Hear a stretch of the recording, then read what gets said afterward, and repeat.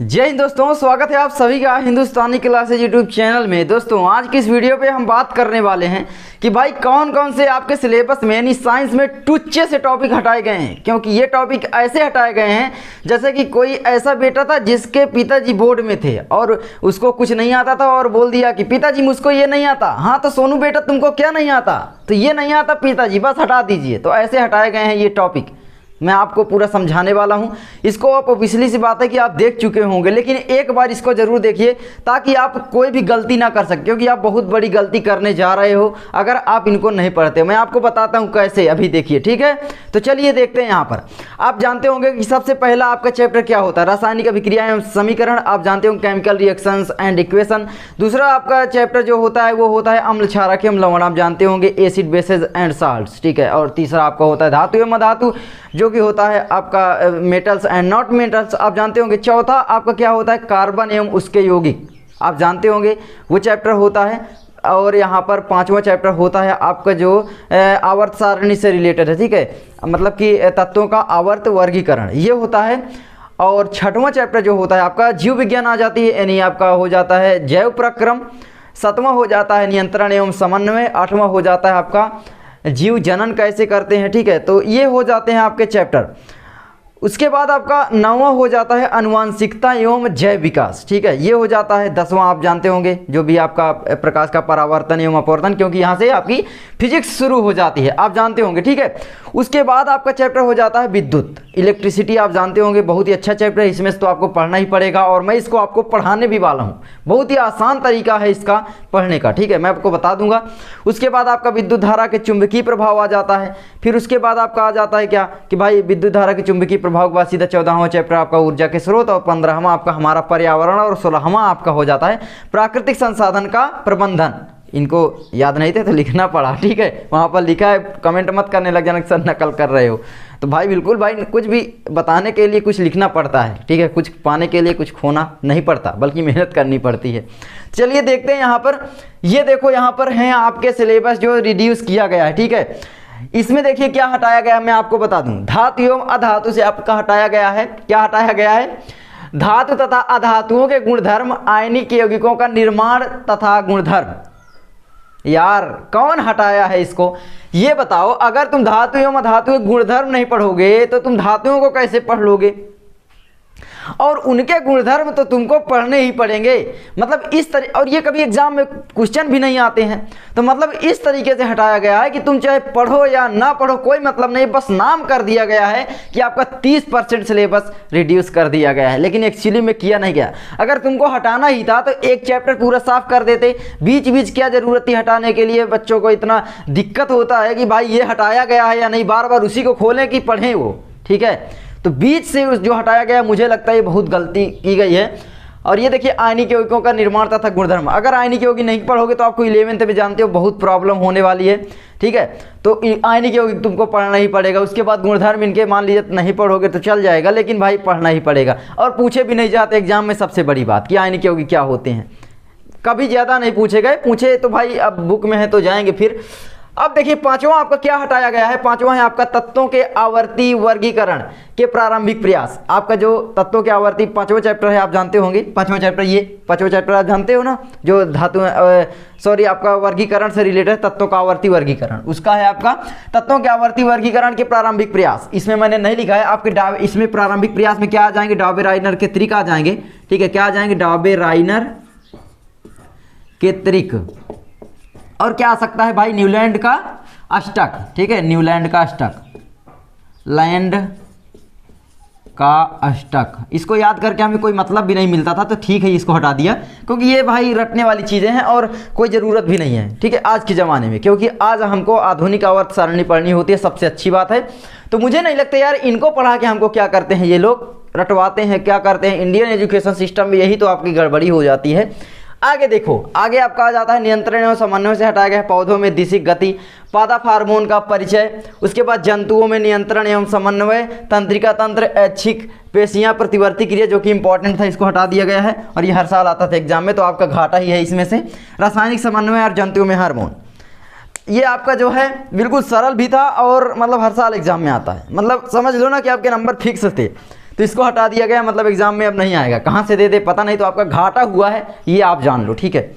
तो ये है आपका, देखिए पौधों में दिशिक गति, पादप हार्मोन का परिचय। भाई पादप हार्मोन का परिचय नहीं करोगे तो तुम पाचन विधि समझ कैसे पाओगे, और पाचन जब आप पढ़ोगे तो फिर समझ कैसे पाओगे, तो तुमको ये हार्मोन तो पढ़ने पड़ेंगे। तो कहाँ से इसको हटाया गया हमें ये नहीं समझ में आ रहा है। भाई कुछ भी अगर रिलेट है ये बताओ, ये तो वही बात हुई ना भैया कि आप ABCD हटा दिए लेकिन ककारा पढ़ने को बोले ही नहीं। ABCD हट मतलब आप इस प्रकार से हटा रहे हो कि भाई किताब पढ़ना हटा दिए कि भाई बुक आपको नहीं पढ़नी पड़ेगी, लेकिन आपने ABCD तो मतलब हटा दिया।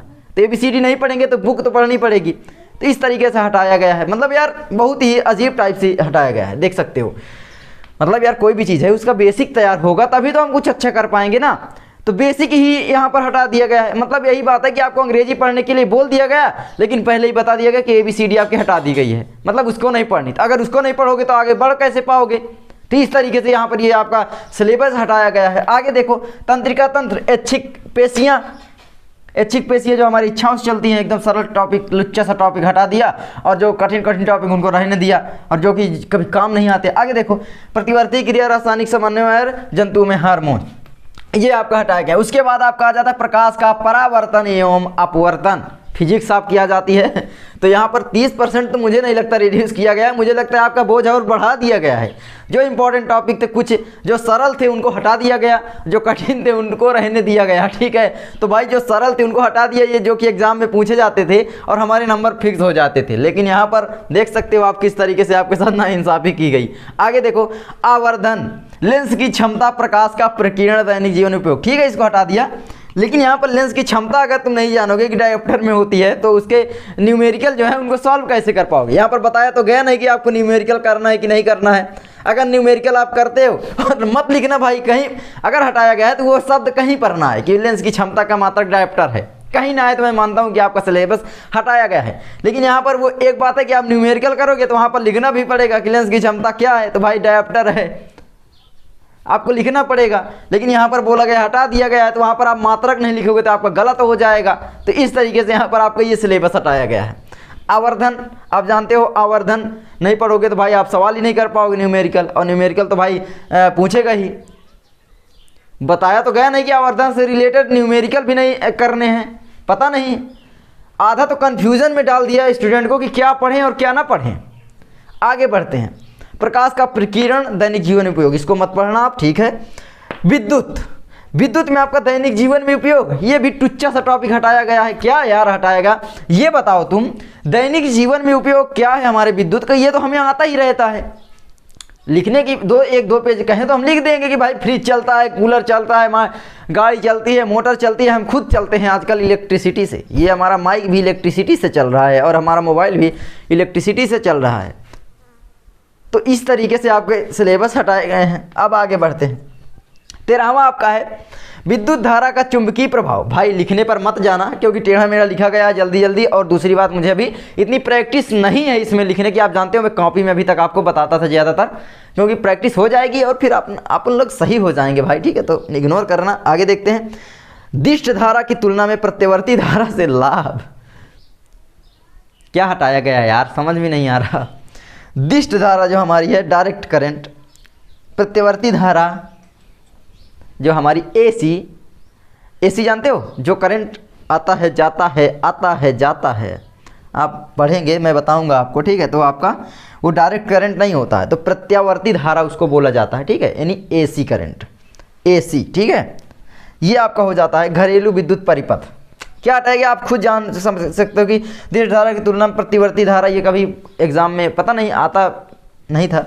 दूसरी बात, यहाँ पर अगर इसको नहीं पढ़ोगे, प्रत्यावर्ती धारा से लाभ, प्रत्यावर्ती धारा से क्या लाभ है, तो कुछ ऐसे चीज़ें हैं जो कि छूट जाती हैं। मुझे लगता था कि यार आप चैप्टर का चैप्टर हटा देते जिससे स्टूडेंट कंफ्यूज में कम आते। दूसरी बात आपका क्या होता ना कि एक चैप्टर जैसे भाई रासायनिक अभिक्रिया से हटा देते, सॉरी इसमें से रसायन विज्ञान से, दूसरा आपका जीव विज्ञान से, तीसरा चैप्टर आपका हटा देते फिजिक्स से, तो उसमें मुझे लगता था क्या होता भाई कि उसमें आप कंफ्यूज नहीं होते। और दूसरी बात उसमें क्या होता कि वो चैप्टर आप बाद में क्लियर कर सकते थे कोरोना वायरस के बाद सर से पूछ कर। लेकिन अगर आप बीच से नहीं पढ़ते हो तो वही बात है ना भाई कि आधा अधूरा ज्ञान और ख़तरनाक हो जाता है।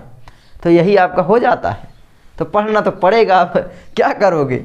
जो पढ़ा पूरा पढ़ा, जो नहीं पढ़ा एक भी नहीं पढ़ा, तो भाई पढ़ना तो पड़ेगा।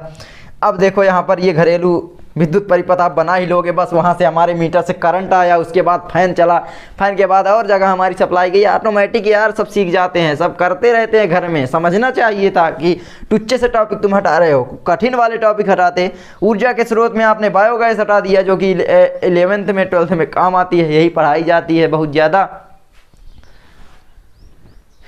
मैं तो थक जाऊंगा भाई बताते बताते। आगे हमारा पर्यावरण आपका 15वां चैप्टर है। परितंत्र हटाया गया, ओजोन परत का अपचयन।